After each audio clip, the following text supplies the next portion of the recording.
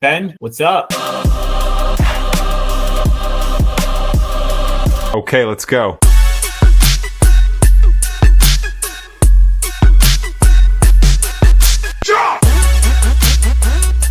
You see it Monday. It's raining over here, and it's not sunny South Florida, so it feels like the winter for some reason. It's nice here. I'm in Nashville, just north of Nashville, Tennessee, and it's nice here. I've heard someone say the other day that we've had the wettest May on record. Anybody else who's listening who's from Nashville who says that's not true, it could be made up, but I heard it said somewhere, and it feels like it has rained a ton. So it's nice to have a nice day with no rain. Love it. Listen, I'm excited to pick your brain and just learn from you and, learn what you guys are doing at Roots. But before we get into all the business talk, I like starting with the personal background. Start from you were born, then what happened? Walk us through the roots of you. I'm a military brat. So my dad was stationed on Eglin Air Force Base, which is in Florida. I grew up in Florida on a military base. I lived on the same Air Force base my whole life, which is unique. Most people travel around, but I've had a pacemaker since I was 4. It doesn't even work anymore. That's a whole nother story. But my doctor was based in Keesler, which is Biloxi. And every time they tried to move us, we could always get around it because they couldn't move me away from my heart doctor. So all my friends were leaving, but I lived on the same street on an Air Force base for 14 years of my life, which is unique. A unicorn. Not many people do that. Did your dad love that or hated that because he couldn't move around every 4 years? He still got to travel all over the world. He's been into the pyramids. He went all over. He's gotten to do a lot of cool things. So I don't know whether he hated it or loved it. If you know where Eglin Air Force Base is, it's right outside of Destin, Florida. There may not be a better Air Force Base to be stationed on because you're on one of the prettiest beaches, in the South. He could have easily been in South Dakota, no offense to South Dakota, or somewhere in rural, terrible place. Nowhere. Yeah. He's on the beach. So I would say he loved it. Cool. Yeah. What else? So what'd you do after that? I was a young dad. I had a daughter when I was 19. She will be 20 in 2 weeks. You have a 20-year-old. Yep, soon to be 20-year-old. She is just finishing up her sophomore year at the university where Roots is located. Cool. So I'll stop and see her on my drives through. That was a really come to Jesus, get your life together moment for me. So I am one of many people in the real estate space who can say with their chest, I have no college degree. The world of hard knocks working my way through. Awesome. I've done a lot of things in my life, mostly all geared around sales, all software sales, and then most of it is translated into either the healthcare space or the real estate space, which has been probably the last 7 or 8 years of my life, at least in the professional world. I'm a young dad with a 20-year-old. I'm also an old dad with a 2-year-old and a 3-month-old. So I'm doing it backwards in a lot of ways. I was in bed last night, our 3-month-old, and when he wakes up in the night, I will move my head down to the other side of the bed. I'll reach over the bassinet and I'll put his pacifier in and hold it till he goes back to sleep. And last night I'm doing that at 2 o'clock in the morning. But I'm sitting there holding that and I'm like, Benjamin, you are too old. I'm getting too old for this sort of thing. What are you doing? You're about to be 40. I'll be 40 in July. Yeah. I'm you're now awake at 2 a.m. holding a pacifier. Or this is a young man's game. This isn't an old man's game. But yeah, that's the story of my life now. I chase a bunch of young kids around. I can see them out my office window right now playing in the yard. That's a quick, brief 30 years of my life. Life lessons. When you're burning out, what do you do to reload? What helps you kind of get back to center when you're getting burned out? Here's what I will say, not to life coach anybody. The best decision that me and my wife made is we live our life very below our means. Don't get too cocky, my boy, no matter how good you are. We live a very simple life. And so when things are stressful, when things get heavy, whether it's work related or life related, I have been fortunate enough to keep financial stresses off of us. We don't make decisions dictated by finances. And that's not because we are just swimming in cash. It's because we live a very intentional life around the things that are important. And that has just really helped keep me centered when, everything that we're doing at Roots and what we're pursuing and all of the effort that all of our team is putting into this dream and what we're building, I can really appreciate and love the stress and anxiety that comes with that because it's not all built upon sufficing some financial empire that I've created at home that I have to suffice. So that's one of them. I like to play golf, even though I don't get to play that much anymore. So the occasional golf outing is helpful. That's it. I wake up really early. And so I have some time to myself in the mornings before the chaos happens. That at least lets me take the chaos in stride, knowing that I had a few moments to myself in the morning. That's really all I got in that world. That's kind of how I realign. Okay. If you could grab a beer with anybody in the history of the planet, who would it be?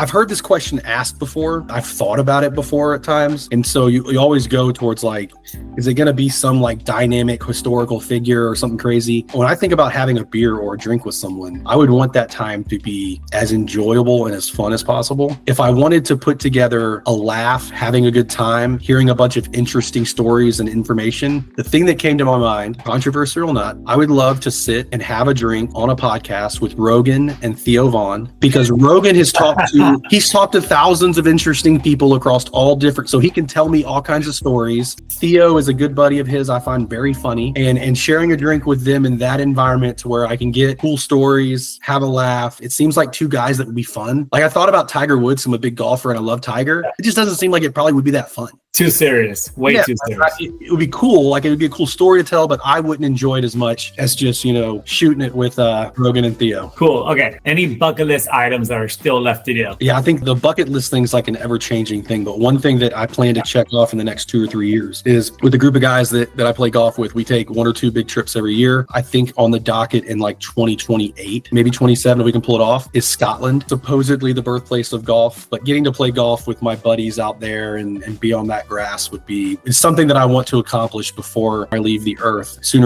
not leave the earth sooner rather than later, but golf out there sooner rather than later. Cool. Wrapping it up on the personal side, any favorite books? My favorite book, I'm a nerd. Hit it. I love fantasy stuff when it comes to reading books, and I love really well-written fantasy novels. Lord of the Rings? No, those are awesome. Those are great books.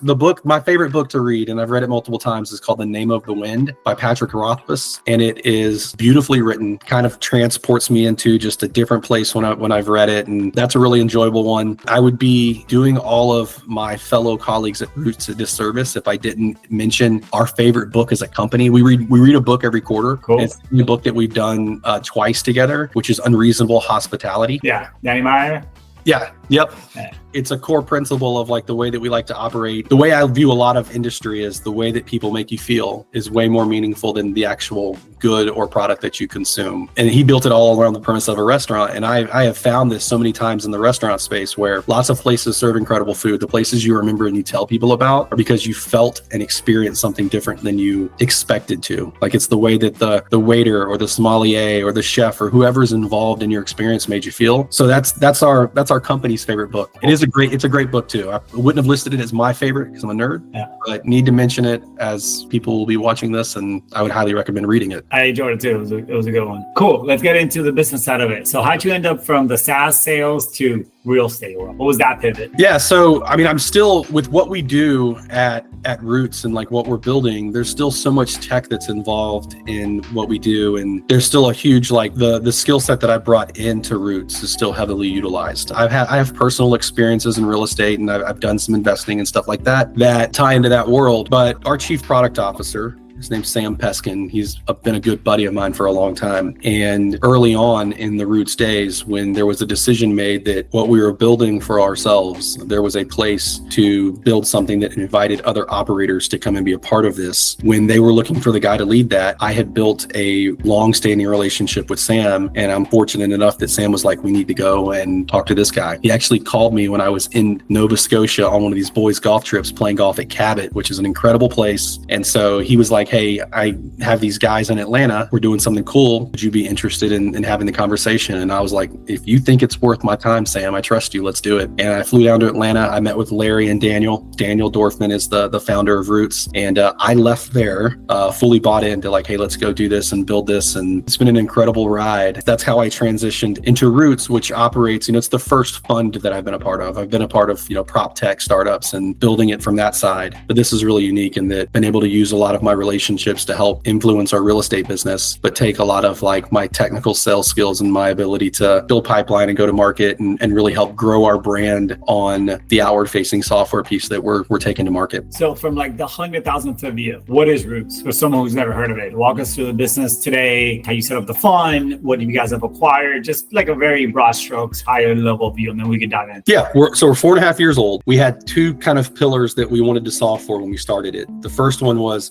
how how difficult it is for the average person to invest in real estate. One, they may not have the money to do it. Two, it's intimidating. So we did a lot of the work that most people don't want to do, and we started a Regulation A REIT, which allows us to take unaccredited investors. And so we wanted to make it available to anybody. Today, our minimum is $100 to get into the fund. We have 4.5 years. We've over 16,000 investors now. We've raised, in just the fund alone, we raised around 66 million, I think the number is. We do side deals and stuff with our accredited investors where we've raised over 85 million in total, I think is the number. We have done a really good job of creating the marketing engine to attract retail investors into our fund. We still have people who write big checks, but we've really been able to open it up to a lot of investors. We're averaging over 200 new investors a week right now into the fund, brand new investors. And so that has become a huge tool for us when it comes to capital markets and how people raise money. We have this constant influx of capital that's coming in. And so eventually what our challenge will be ensuring that we can source it in the right way over time. We don't foresee, it's real estate, anything can happen, but our challenge right now is not raising capital. In fact, we've had multiple quarters where we've had to pause the fund because the goals that we have set around raising with what we feel we can deploy, we achieve that goal faster than the end of the quarter, to where we've had to put it on pause and make sure that we're being good stewards of all the money that we're raising. The second part of that pillar was, if we're going to invite retail people into the world of investing and create opportunity for people who didn't think they could invest in real estate previous, what could we do for our residents to provide them the same opportunity? And so we built a program called Living It Like You Own It, where all the residents who live in our homes have an opportunity to build wealth and become investors simply for the part they play in our success. And so we run a program for the residents that's very simple. They pay their rent on time, don't violate the lease, do a quarterly survey, quarterly video walkthrough of the inside and outside of the home, and they can build wealth and earn rental rebates from us to them for doing that. And then they can choose if they want to invest that into the fund or not. And in 4.5 years, we've grown from 0 homes to over 500 now. There's actually 460 doors in the fund. We curate them in our operating company before we sell them into the fund, but we're north of 500 total doors. We think that we'll be around 1,000 by the end of the year. We've helped our residents invest and save over $800,000 since inception, and our average annual return to our investors has been 15%. And so we feel like we're really tapping into, you can do some really awesome and good things for the residents, and it's actually the right thing to do for your investors too. Awesome. Way to think outside the box of how to make it a win-win for both sides. As to the type of assets, what type of assets are you guys buying? What markets are you in? Who manages the properties? Walk me through the operations of the real estate. Yeah, a lot of that has changed drastically in the last year and a half. Just as I said, scaling problems. Yeah, we got to start acting like big boys. We can't be we're not the local real estate company that owns 50 doors now. We have to start making scalable decisions. Everything currently today that's in the fund is in Georgia. We are working on deals currently that are outside of Georgia. One of those markets is Nashville, the other one's OKC, and we'll continue to look outside of Georgia going forward with the deals that make sense in markets that we feel like we can scale into. 70 to 80% of the portfolio, I don't know the number exactly, is single family homes. We have a build to rent community in Augusta. We have some smaller multifamily buildings in Atlanta as well. We're somewhat asset agnostic. Our focus and our bread and butter is really in the scattered site portfolio type product and what we're putting offers on. But we see opportunity coming about in different verticals, and when it gets more lucrative in multifamily, we're not opposed to adding those assets to the fund if we feel like we can impact the residents and get the deals where they need to be for those deals to be profitable for the investors. And then who's doing the managing today? You guys or third party? Third party. So originally we were self-managing, then we moved to a more local regional, partner. But one thing that in a lot of cases, groups can just go and buy an asset in a market they believe in and then find a property manager to manage it. We needed to have a really strategic partnership in the third-party PM world before we go to additional markets, just because we run such a unique program for our residents. We really wanted that group to be bought into what we were building. And so we had to do that first before we'd ever look at, additional markets. We'll continue to explore those types of partnerships where groups that are aligned with what our mission is and believe in the way that we want to go to the resident and have an interest in helping us scale the other sides of our business. Those are the type of groups that we want to work with when it comes to the property management side of of owning our assets. We think that we'll quickly be able to own a lot of homes just based on our ability to raise and the community that we're building of investors. We want to make sure we have the right groups helping us do that. It's definitely a superpower. The marketing machine you guys have built over the last couple of years is impressive. I say all the time, and people can throw stones at me for this, but like I believe, at least for us internally, that the best thing that we do is market. Like our marketing team, the guy who runs that team, Zach Lickwack, who lives here in Nashville with me, what they have built, that whole engine has been a huge advantage for us. I mentioned earlier that we have 16,000 investors. One of the coolest things that's happened in lieu of all of this is we have over 90,000 members in the Invest with Roots community. 50,000 of them are renters from all over the country. A lot of these renters are renters from our competition, and they are more engaged with us than they are with their own PMs. We've been able to survey this community. These communities highly bought into what we're doing from a wealth creation standpoint, and that is all a product of our ability to go out and market and get our brand in front of people. And then we're really starting to create a brand that people trust. You know, this is an industry where trust is lacking. Most renters don't move into places expecting that like the place they're moving into has their best interest at heart. Our ability to create a little bit of trust from this community has spoken volumes to us, to where it's helped our leasing. It's helped, you know, our residents go and tell our stories for us. We have people from all over the country who call us from the community, who reach out to us asking us, do you own homes here? When will you own homes here? We want to rent from you. It's a pretty powerful thing in a space where I don't know anybody else who with their chest could say that's happening to them. You said there's 100,000 members in the community, almost 100,000. Where do you guys measure that? Is it Facebook? Is it, where do you guys gather that feedback? The feedback comes in through our community, like directly reaching out to that community, because defining the community is people who have come to our website, created a profile, shared their contact information, subscribed to our newsletters, set in on our webinars. So they're engaging with us. And we have been able to, the same way that we survey our residents, we've been able to go out to them. Like I have a list of all the surveys that we've done where we have residents in our community who are telling us where they live, how much they pay in rent, are they renewing, are they interested in wealth building? They're rating their PM to us. We know how they feel about their PM. And in a lot of cases, that's more information that we're getting. That's way more information than the PM's getting on how that resident actively feels about living there. And so we're really excited about being able to use our community to help place these residents in homes or apartments with our partners to where they can experience a different way of renting, where wealth building is a possibility. So we'll continue to leverage that community. And we have aspirations, and we believe that it's very, very likely that by the end of 2028, that community will be almost a million members. Awesome. I know you've gone pretty digital, but any key partnerships you guys have structured that have helped you guys go faster? Any other companies you partner with? In what realm? You know, we have partners. Just like to get more investors or more deal flow or anything like that. Yeah, so one of the cool things that we put together a a little bit over a year ago, was we spent a good chunk of money on a project with Creatively, which they do a bunch of these like short, like long form commercials that are really cool. And if you've seen ours, I have. It's very clever and well done. Like it's really good. And that was really cool to do. We've partnered, we've worked with a lot of newsletters, and any channel that we get to go and tell our story has helped with velocity around raising money. The name of that video is Slimy Landlords. If you look up Roots Slimy Landlords on like YouTube or something, you can go watch that video. It's pretty funny. So we've done that. We've had some cool partnerships. Like if you're a sports fan, which I can tell that you are, Dominique Wilkins is an Atlanta guy.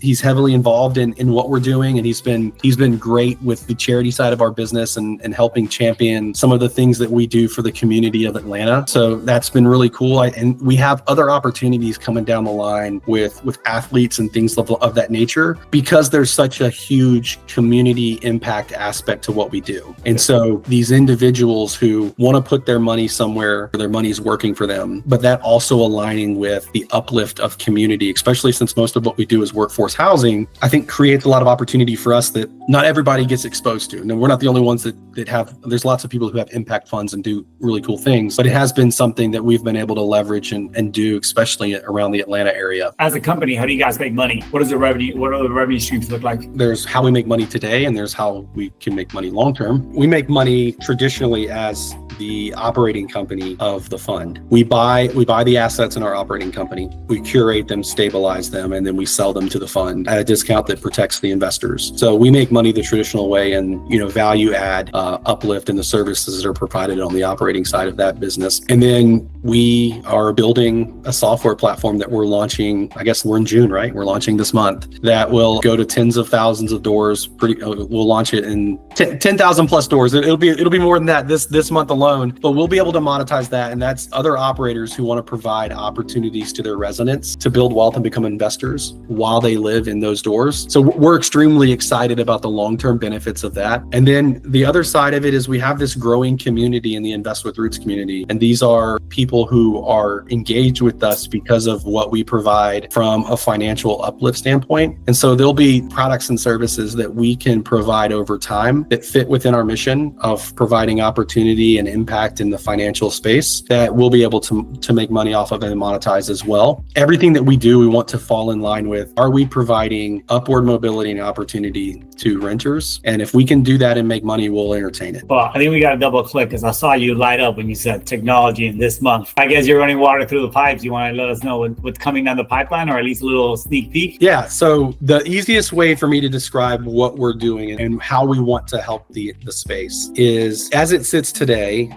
resident benefits and resident benefits packages have accumulation of what I would consider good products and what I would consider products that aren't really benefits to the resident. I don't want to go and throw stones in any direction, but there's just not a lot tied into those things to where an operator can with their chest say, hey, look, I'm providing my resident with an opportunity to leave my residents in a better place financially for the part they play in my success. So we are launching the first ever wealth building rewards platform that is powered by the Invest with Roots community that will provide renters, whether it's through a PM or through an owner, the ability to unlock wealth rewards, not gift cards, but dollar for dollar wealth rewards that can be used to make an investment in real estate for simply participating and engaging with that operator, doing quarterly surveys, letting them know if they plan to renew or not, how do they feel about living there. And the task that the residents can complete to unlock these rewards can be curated in some ways to kind of fit the initiatives of the operator. But the idea is to provide a foundation for other operators to either include this into their current resident benefits package or just use it as a standalone opportunity to say, hey, this is optional to the resident. Do you want to participate, resident? And the residents that say yes have an opportunity to engage and create a better relationship with the operator, provide the operator with meaningful insight, better outcomes, and be rewarded through real wealth opportunity for doing that. And we have seen the appetite and interest for this continually grow, and to the point where we are excited about what we're launching in the next month or two, and hope that more and more operators and groups that believe that you can uplift the resident and the outcomes be better because of it will come and be a part of it with us. And that'll be for single family, multifamily, both? Who are you targeting? Both. Yep. We'll be launching with both asset classes. I actually think that we know the single family space because it's what we mostly operate in. But I feel like there's just as much, if not more, opportunity in the multifamily space, mainly because of how much bigger that space is. But they have a different set of challenges than single families, do. Like there's always a war around leasing. Like the use of concessions to lease up buildings is crazy. And so, every time a resident leaves and you have to refill that unit, you better go get your army of concessions to go refill that unit. If you could create stickiness with that resident and keep that resident a little bit longer, the end result of your bottom line is greatly improved. And so there's a lot that we do. And another thing that I think has really driven a lot of the excitement around not just what we're rolling out, not just like the partnership opportunity, but people's general interest in what we do is that on both sides. I just got back from Chicago where I got an opportunity to be on a panel at the NMHC conference, which is the equivalent of the NRHC conference that we do. Both groups led with this message around, we have to change the narrative of our businesses. We need to be doing things and telling the stories of the humans that live in our homes in a positive manner that change the narrative around our industries. And both sides of those industries the narratives are different, but they're both not the direction that you want to go. We've been fighting that for a while now in the single family space of like, everybody wants to paint the picture that we're the cause of all the problems and that we should own less of the homes. We all know that's not the case and it's not really the truth, but we need to be providing better stories and outcomes. We need to be proving that it's better that renters live in our homes. Like renters who live in our homes as institutional groups have more opportunity, have better outcomes. Their lives are better for living in our homes. Then it becomes really difficult to say we need more mom and pops. Not that I have anything against mom and pops, but there's a huge benefit to institutional groups owning homes and what they're capable of doing. And those groups need to be leading with proving that the residents in those homes are better off living with, the biggest of the biggest. Yeah, people don't realize how much turnover kills you. That's why we try to push for those long leases, because that vacancy, turnover, marketing expenses, rehab just kills you. It's hidden, but it kills you. We've done the internal math of every time someone leaves one of our homes, it's not just the loss of lease. It's how much we pay the PM a fee just to release it, and then how much goes out of that to Zillow and all of the turn costs. Like it's a big chunk of money. Like the way that we run our fund right now is if a resident runs our program for 4 quarters, that resident from us is getting $600 plus a $200 renewal bonus. They can earn $800 a year, and it's easily worth it for us. For sure, because our residents, our renewal rate's so high. Our homes are better taken care of. We lease homes a lot faster when they come ready for lease, like all of these things that are benefits, because we know how much it costs when they leave. And it's a lot of hidden costs. Yeah. Talking about like the entrepreneur journey, you guys are building something that is different. Looking back at the last 12 months, anything that kicked you in the ass that you're like, that hurt, anything you would have done differently for like, when you look at the last 12 months? Yeah. I mean, I don't know. Done differently, like if I knew the future, you'd go back and do things a lot faster. You wouldn't make any mistakes. The biggest thing for us is when we made the decision that we were going to take what we had built for ourselves and take it to market and invite others to do it. One thing that we've learned over the last year and a half is we needed to make a product that was easily deployable, that didn't get in the way of the current PM's operations, provided value both to the PM and to the operator. And I'm saying things at a high level, but like we had to think through these things, because originally we're like, yeah, our program has worked so great for us. Why wouldn't other groups want to run the program the same way? And the reality is this is the example I gave to somebody one time on like the way we were thinking about this. We are the stay-at-home mother who gets to cook all of her meals for her kids, telling the single mom who's working 2 jobs how important it is to cook their own meals. And the single mom's like, I agree 100%. It's incredible. It's not in my scale of things. I'm working, and so like, it's like that. Like we had to think about how do we make this adoptable by all groups? And so we've made multiple pivots over the last year and a half to where we've landed today, which is the messaging that if you were a PM and you said, Ben, I'd love to make this available to my 5,000 doors. We could have 5,000 renters with the opportunity to build wealth through this program in about 10 minutes without any lift on your end other than helping provide us the information of the residents so that we can invite them to the program. And so we learned a lot through that. And if we'd have had what we had today a year ago, we would have launched this thing 10 months ago, but not necessarily the case. So, a lot of things that we've learned through this process, and a lot of it's been feedback that we've gotten from really close friends of ours in the space who are operators, who are PMs, who owners, who've been gracious enough to let us share behind the curtain what we're building, be excited about with us, and like give us their honest feedback. Kind of look back. Let's say I was starting a fund today or read today, like you guys did. Anything I should not do? Any crazy mistakes or anything that is easily avoidable that could be a warning to someone who's going to go down this path? I mean, don't be a regulation A REIT. I'm kidding. Just that. But that is like, we talk about it a lot. Like it's kind of a moat that we've built around what we've done because nobody really wants to do it. Like one of our other founders, Larry, always describes our cap table as like a bowl of spaghetti. And I also say like we're a technology company disguised as a real estate company. Like the reason that it works for us is because we have really, really good tech and smart people who we built and own all the software ourselves. We haven't licensed any of the crowdsourcing. We've built it all for us. And that has been huge in our ability to manage everything that's going on with people coming in every day at different levels of investment and us having to manage all of that and the distributions and everything else that goes into that. So that would be the biggest piece of advice I would give, is that have good lawyers and have a plan if you're going to go down the Regulation A status, because we do have conversations with people who are like, I love that. We should look into that. I'm like, you need to do more than get ready. Like, get ready for that. Yeah, you need to have all of your ducks in a row and have a really clear plan in place on like why you want to do it. Because most people who do it, they just want to do it because they view it as an easy way to raise capital. We did kind of look at it that way, as like a way that we could tap into capital sources other people weren't. But we looked at it as a way to grow a community, to monetize a community, to build a platform, to run a program for our residents, and invited our residents into the uplift of real estate. We had a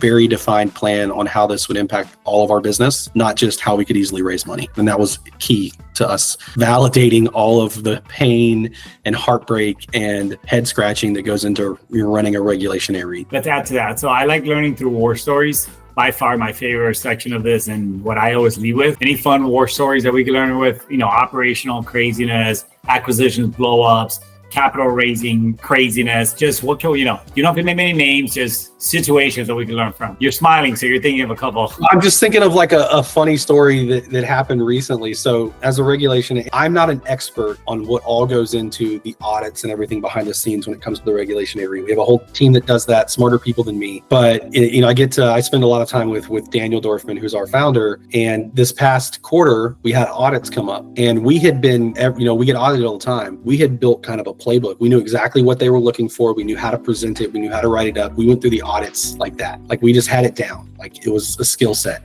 And we were like, here we are coming up for this audit. The administration change happened. There was all these layoffs at the federal level. So we were like, this is going to be the easiest audit we've ever gone through, because they're going to be shorthanded, and so they're not going to have the time to put it. Like this is going to be the easiest. The reverse, I think, happened, and like we don't know for a fact, but like with everything we had to go through, and it was longer than we thought. When we could open the fund back up, it turned into what happened was the people who survived all the layoffs at the federal level now realized there was immense pressure to validate the job they were doing. And so now all of these individuals were spending way too much time combing over every letter of the audit, asking us questions that we'd already answered, that were already there, to validate their work and drug it on. And that was a pretty painful, I didn't deal with the pain, but for us as a whole, it was a painful thing.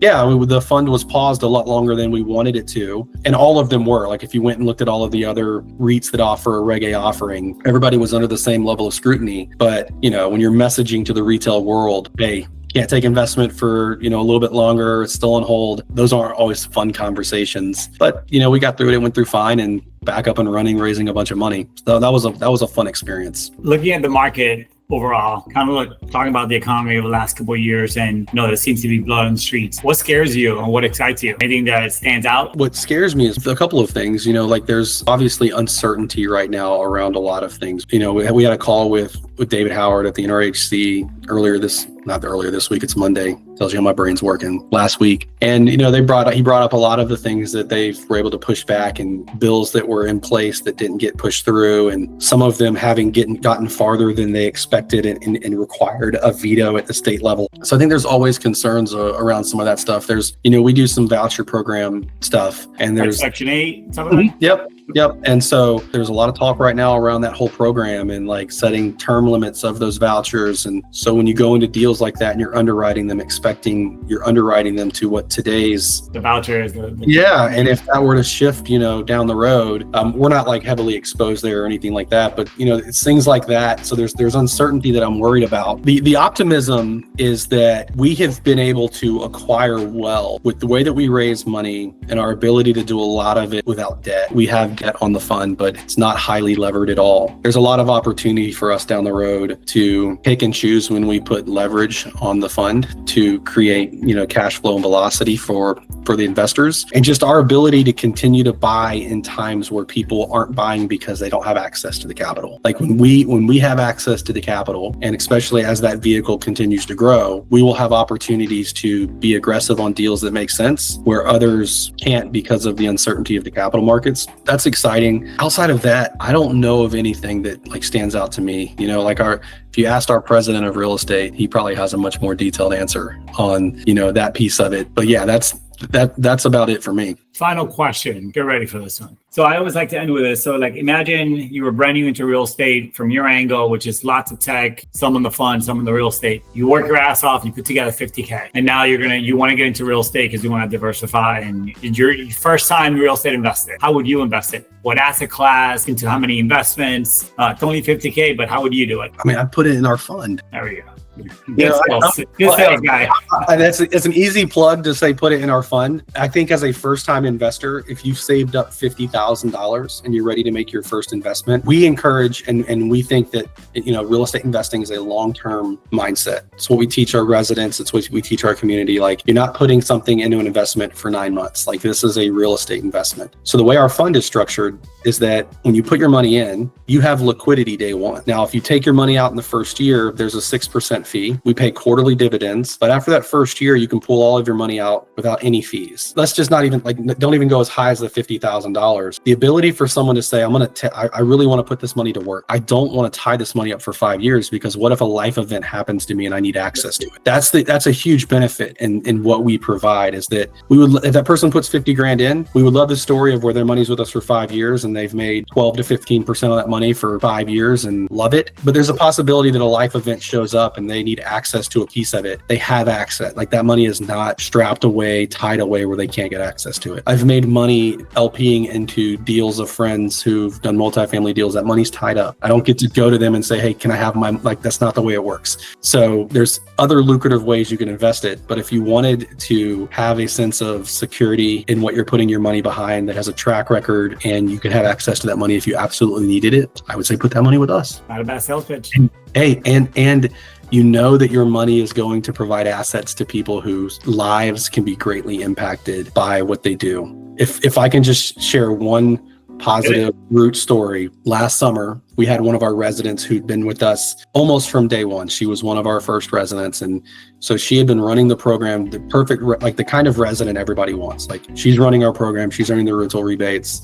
She's investing in them into the fund. She reached out to us and asked us if she could use her Roots Wealth account as a lien to get a loan to pay for her mother's funeral. And we told her yes. We said, let's take a look at your account. Let's figure this out. So we worked with her, and she had enough money in the account to more than pay for her mother's funeral. And we just let her cash out what she needed and go pay for her mother's funeral. And what's awesome about that story is that all we did was provide the vehicle. Like, she earned all of that. We put a plan in place that said, you be the kind of resident we need to be successful. You help us make the money for our investors that we need, and there's uplift for you. And so she earned the right to pay for her mother's funeral, alleviate that stress point, and do what every human should get to do when their mothers pass away, which is be there for your family, mourn, and not be burdened by the financial stress of what comes with that. And so every dollar that goes into the fund is providing an opportunity for a resident who lives in one of our homes to participate in the uplift of real estate and have more hope and more, upward trajectory in their life. Dude, that was awesome. Thank you for being vulnerable. Thank you for being honest. Thank you for keeping it real. Any questions for me? What are you guys up to? Building, and scaling. I know we've done transactions now in 25 different states. We're seeing lots of people come to us, like literally all over the place, sellers from 50 different states. A lot of people need liquidity right now, and it's tied up in their house. A lot of people getting foreclosed, credit card debt, divorces, but it's eye-opening not eye-opening, we're going to try to help them and capitalize on the opportunity, but how many people need the liquidity? And there's definitely a spread between sellers and buyers still. So I definitely see an opportunity from the investor side, right? Lots of transactions happening, and people who are running towards the fire, I think are going to win instead of running away from the fire. Yeah, I agree. Okay, let's go.